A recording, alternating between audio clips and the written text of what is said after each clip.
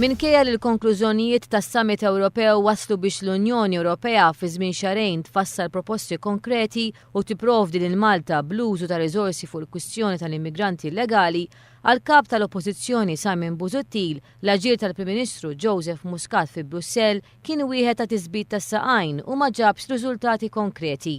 Il-Prim Ministru għandu l-istil illi minn għalih illi jekk isabbat saqajh se jġib riżultati konkreti.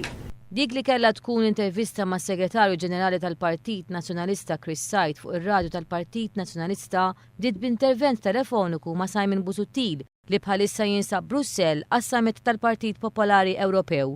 Skont Simon Busuttil, il-Prim Ministru kiser ir-reputazzjoni ta' Malta għax għal kontrarju tal-konklużjonijiet tal-Kunsill Ewropew mill-2008 l quddiem, il-konklużjonijiet ta' dan is-summit ma jagħmlux referenza għal pajjiżna.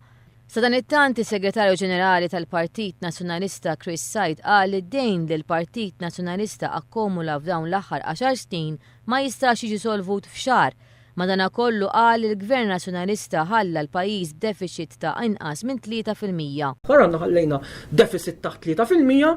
Chris Said qal ukoll li jistenna li l-Gvern mhux jrahhas il-kontijiet tad-dawl tal-ilma f'Marzu li ġej kif ilu mwiegħed anke fil-manifest elettorali iżda jorħsu eżatt l-għada tal-bagit. U li jrahhasom mill-għada tal-bagit ma joqgħodx jistenna sa Marzu li ġej biex jrahhasom imma il-ġib il-qudiem ir-roħs fil-kontijiet tad-dawl u l-ilma u jrahhasom minn Novembru li ġej.